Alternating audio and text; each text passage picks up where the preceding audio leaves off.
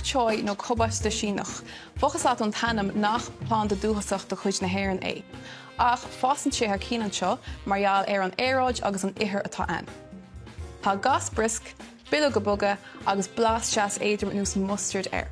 Agus inneo bé méid na anra leis is stíl choíoch. Chomá leis an Pak Choi bé mé gúsáid Snaidhmeanna tofu. Ní úsáid mise iad rómhinnic hána ach tá sort fashiontanis agus bhí mé géirí de chríal. Tágann siad mar seo, sort tirim, agus catúid ágáil in uisce ar feartar háir clig le iad na rubag níos buige. Mána bhfuil tú an cheathrar arbhar siopaí, is féidir leat dearg gná tofu crua úsáid ach é gearrtha ina phíosa beaga hartar chomór le seo. Mar sin tá cuid an seo am a bhí fachaí in uisce ar feartar gáir clig, agus tá sé námanis fáil ré leis an tuisce. Ní bhí mór an blas ar tofu go ginearálta, mar sin tá mé chun an scioppaíine chun blas jazz a thuirt cho. Ó le haismuin, tá blas álanar sin ar nús cnóna, ní gur an nómarchaí mar tá sé an láidir, chumá le rubag siúcra chun é dhéana rubag millis, ó le las na gréine, ketchup, tá sé sin sort millis hána hain agus tugann sé cúna gon an gramí le chéile. An soya, agus 5 spbh.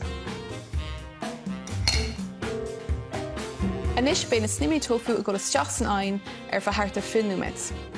Agus tá mé gur chuid gon leach do chuinál sa chuí go mééis sé jazz bog ag an dearg. Is isteach san ain nó banis ag 200 °C ar feartar finúméid. Tá sé sin san ain anis is féidir an bogaráid go dtí an tanra. Tá gairleoige agus sinséar an seám, agus ní gabhfiú an crack in a bhaint, ní bheith an gairleoige ná an sinséar an ag an gearrtha, bé mé á héalú. Nis tá mé chun na comhabhar fad gon anar a chuirteach sa buta. Feamin kombu is cinál feamin garbh é sin, ach tugann sé sort blas umami gon anra.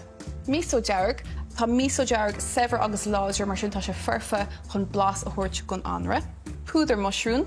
Mána bhfuil tú an púdar muisiriúnáil is féidir leat muisiriún trumí a cheannach agus iad a bheilt. Rudbeag gochugaru. Béidir nar thuú caint faoi seo hána ach ús áidtar é chun kimchiína agus tá sé rubag spíosúil mar sin tugann sé kick jazz gon tanra. Rint siúcra agus dhuilleog líoma. Agus níos tá chun uisce a chuirteach sa buta. Agus tá ddíorchanéis sin na bhasca timpeall sa chuige mé na spíosí agus chuir tús san uisce.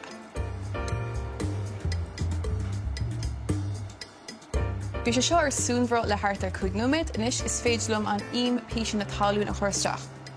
Is íomlummsa bí áiseach, margheall bhfuil anchleacht ag daoine ón áis a bheith cócairt gan feol, tá bí Planda bhunaí áiseach go hálann ar fad. Tá an píosa na talún ar fad tús banis, mar sin is féidirlumm é héalú.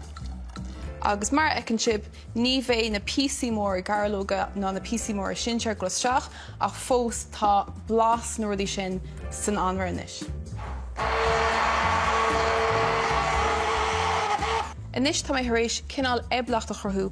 Mar sin isteach sa buta leis ríist sa chuig mé sé fannach te. Agus isteach leis an grán buí. Tá an tanmhar is súnbhar an seo, mar sin an píosa dearnach go míos a chuir le chéile ná an Pak Choi. Is íomlumm sa Pak Choi mar ghlásra. Tá sé sort difriúil agus rubag níos simile na chabáiste. Agus bé mé díorch a chócaireacht ar feadh 3 second. Agus tá dá jazz down siart ar an tíb sin, mar sin ísa mé teas. Is teach le rubag an soya, agus an chlóbh na chuir air. Díorch ar feadh nóiméad, mar bíonn siad a cócaireacht sáscopaí leis an tuisce tá sa Pak Choi hána hain.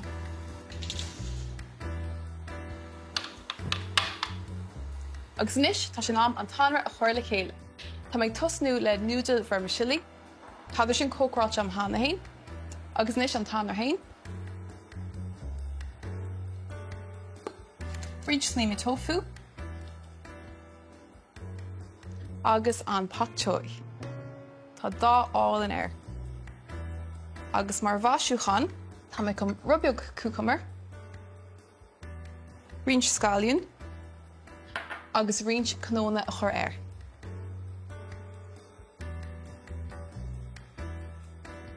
Tá sé sin chodeas Tá sé sort úr marall ar na líoma, tá sé bug spíosrúil marall ar an gochugaru, tá sé ferfa.